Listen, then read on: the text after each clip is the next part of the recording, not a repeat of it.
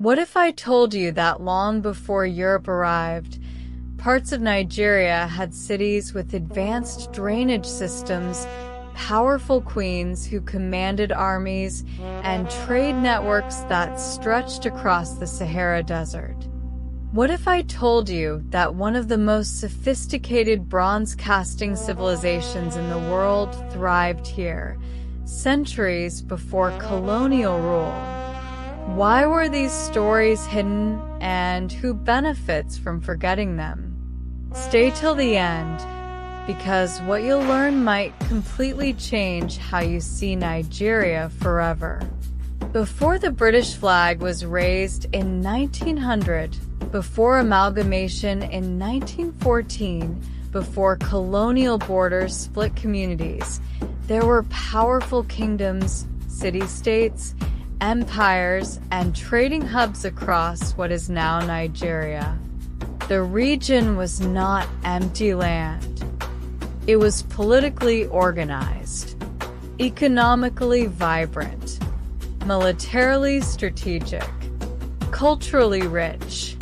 Across the savanna, forests, and river basins, different civilizations rose and fell, leaving behind legacies many people barely know today. Let's begin in the north. The Kanem-Bornu Empire. Long before colonial rule, the powerful Kanem-Bornu Empire dominated the Lake Chad region for nearly 1,000 years. It had structured government, Islamic scholarship centers, strong cavalry armies, Trans-Saharan trade routes. Gold, salt, textiles, and knowledge flowed through its territory. Its rulers built diplomatic relationships with North Africa and the Middle East. This was not isolation. This was global connection. The Hausa city-states. Then came the famous Hausa city-states like Kano and Katsina. These were walled cities, trade hubs, centers of Islamic learning, skilled craft production zones. Kano's dye pits still exist today, a living reminder of ancient industry.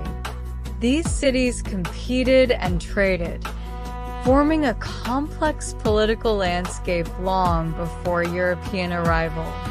Imagine walking through Kano in 1500, merchants shouting prices, scholars debating theology, horses trotting through gates taller than houses. The Kingdom of Benin.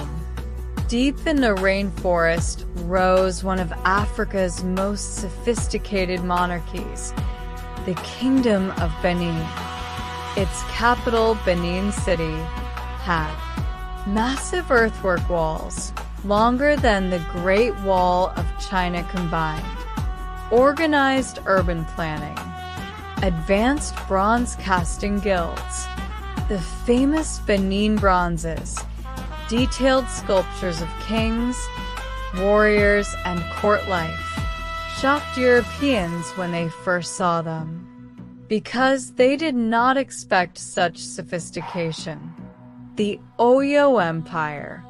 To the west, the powerful Oyo Empire controlled vast territories through cavalry strength and political systems. The Alafin king ruled with checks and balances. There was a council. There were accountability structures. This was governance, not chaos. As these kingdoms grew stronger, internal rivalries and external pressures also increased. But the biggest shift was coming from the coast. Along the coast, powerful states like the Kingdom of NRI and city-states in the Niger Delta developed unique systems of spirituality, trade, and governance. The Kingdom of NRI operated differently. more spiritual authority than military domination. Then came the Atlantic trade. European ships arrived, Portuguese first in the 15th century. Trade began with pepper, ivory, textiles, but it soon shifted into something darker. The transatlantic slave trade destabilized many African societies. Kingdoms were forced into difficult decisions: resist, adapt, compete, survive. This was the beginning of deep structural disruption, long before official colonial rule. Families separated, communities militarized, trust broken. History here is not just power, it is pain.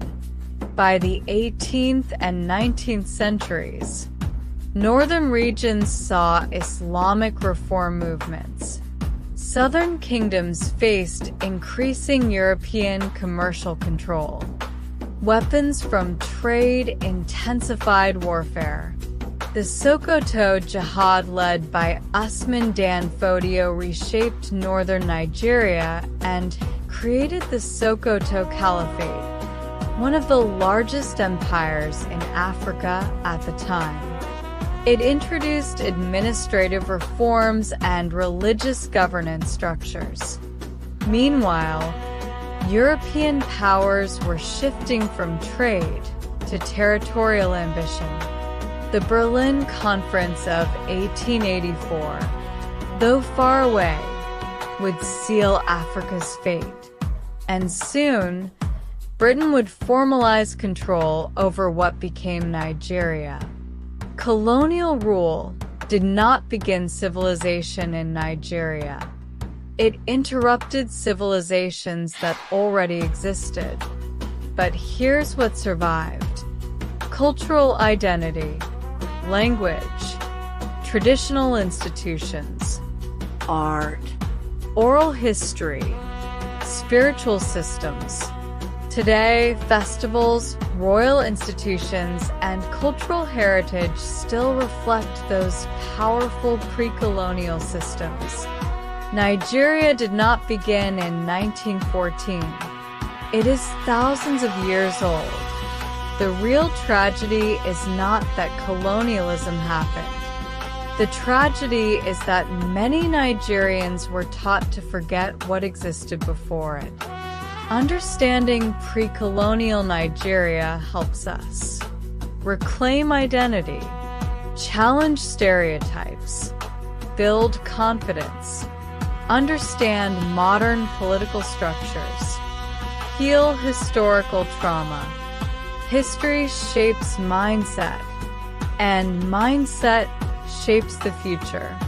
If we don't know where we came from, we can't fully understand where we're going. If this opened your eyes, imagine what else was never taught in school. Like this video. Comment on which kingdom surprised you most. And subscribe, because we're uncovering Africa's forgotten greatness, one story at a time. History was never empty. It was erased. Let's bring it back.